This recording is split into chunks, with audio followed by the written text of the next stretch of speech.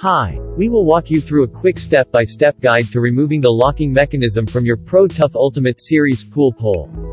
Rest assured, this will only take you 5 minutes. Step 1. Lay the pole on a flat surface, so that you can access the locking mechanism easily.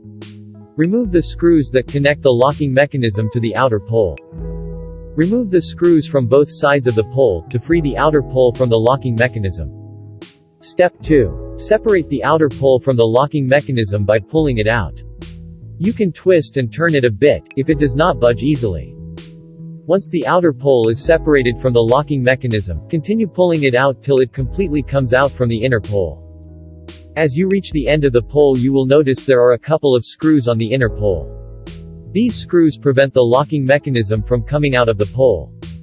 Step 3. Remove the screws at the end of the inner pole. Make sure to remove the screws from both sides of the pole. Once the screws are removed, the locking mechanism can be pulled out of the pole. You can now replace the locking mechanism with a new one and reassemble the pole by following the steps in reverse order.